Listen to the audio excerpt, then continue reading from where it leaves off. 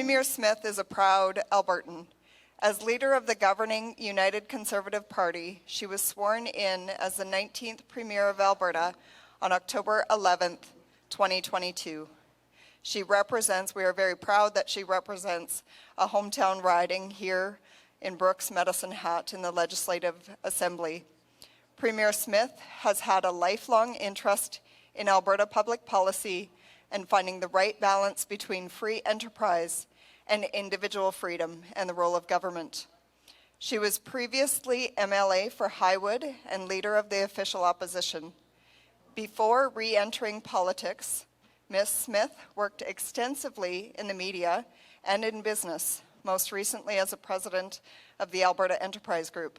Before that, she was a radio host with Chorus Entertainment for 6 years. Danielle Smith holds a degree in both economics and English from the University of Calgary. She's married to David and a proud stepmom to a son. They live in High River with their dog, Kane. Welcome, Premier Smith. Well, thank you so much, Lisa. I hope you can hear me all right. I heard that you were... Hi, everyone. You can hear me okay, Lisa? Yes, you are coming through loud and clear. Thank you. Fantastic. Well, thank you for putting this together. I know that, I'm just so amazed at the Medicine Hat District Chamber of Commerce because you do so many wonderful events and get great turnout. So thank you for organizing this important forum. I think I see Justin Wright sitting there, my MLA neighbor in Cypress Medicine Hat. And I think you've also heard today from MLA and Parliamentary Secretary Grant Hunter, as well as our Agriculture and Irrigation Minister, RJ Sigurdsson. So I hope I can add to some of the things they may have already told you and then look forward to seeing if there are any other questions that you have for me at the end. So thanks to everyone who attended today's forum. And I just want to end off the day by highlighting once again the steps that our government is taking to fortify our province against drought conditions, which we all know is very serious, particularly in our area. Support agriculture projects and infrastructure in the Medicine Hat region, and then provide a glimpse of what we might see in the days and weeks to come. So first off, let me just tell you a little bit more about Minister of Environment and Protected Areas, Rebecca Schultz. She's launched a new water advisory committee so that our government will hear directly from leaders with experience in fields such as agriculture. And I'm pleased to report that my colleague Justin Wright, who is as I said, the MLA for Cypress Medicine Hat, is one of the members of the committee. The committee is going to give advice directly to Minister Schultz, providing an independent sounding board on the needs and perspectives of Albertans during a drought. Just know that we're prepared if we need to go to some emergency conditions. We're hoping we don't have to do that, but we have already convened an emergency committee, emergency cabinet committee, so that we can be getting regular updates on where we find ourselves as we go through this drought period, so that we can identify issues early. So Justin's going to play a key role in feeding into that process. But more than just setting up a committee, we've also partnered with the Canada Infrastructure and Irrigation Districts to invest $933 million to expand and modernize irrigation in the province. And we've committed $7 million to investigate the feasibility of a large-scale irrigation project in East Central Alberta, because we recognize the essential role of irrigation for farmers, ranchers, food processors, and communities. You've probably got Grant Hunter there. He is just the biggest champion for our irrigated acres. I think it was he who told me that at one point, we didn't have the most acres under irrigation for potatoes, but we have managed to edge out both PEI and Manitoba. And he has very high aspirations that with the Crop Diversification Center in the Brooks area, that Newell County, that we're going to be able to see a variety of new irrigated crops that are going to be able to be put out onto the fields and create a new center of continued investment. So he is such a great champion for the economic agri-food corridor that we have down there. Because also in Alberta, we recognize the essential role of irrigation for farmers, ranchers, food processors, and communities. Our government also recently awarded a contract to Water Smart Solutions to enhance drought modeling that will help us maximize our province's water supply while mitigating the risk of drought. Alberta's government's closely monitoring the snowpack rainfall, river levels, and water use throughout the province to develop early warning capacity and understand just how much water will be available this year. Using this data, WaterSmart will also help the province conduct advanced modeling and explore ways to make the best use of Alberta's water supply.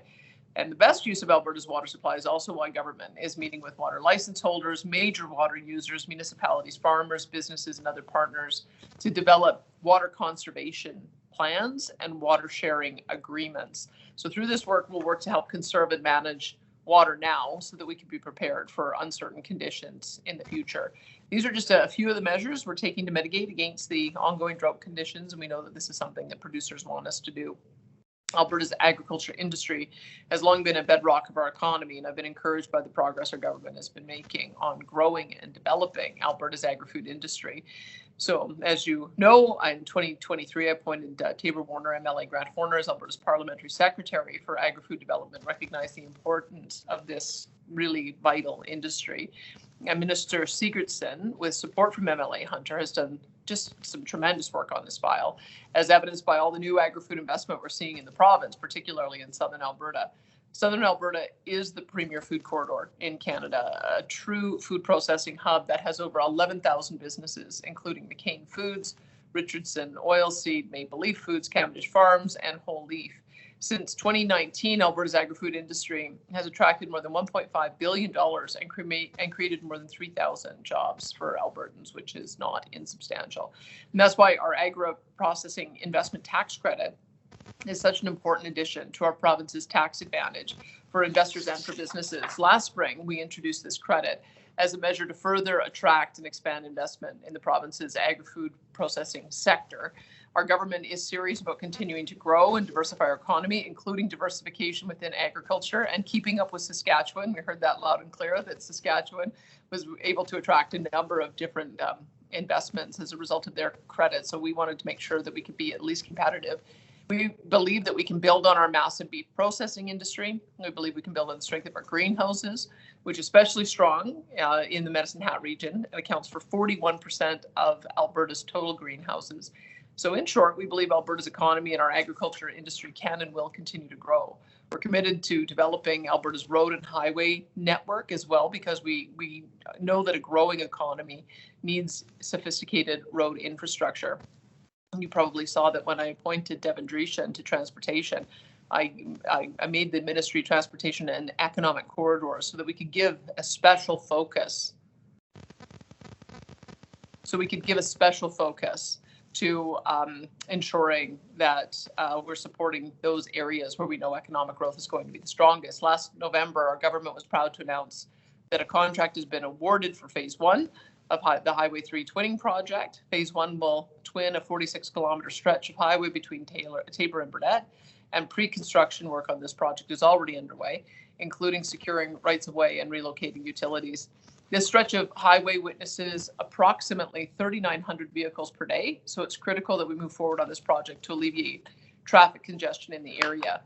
With an investment of $180 million and creation of 755 jobs, including 439 direct and 316 indirect positions, this project will benefit local communities and businesses for generations to come, including those in our rapidly growing agri-food industry. And that's good news for Medicine Hat, for Southern Alberta, and indeed for our entire province.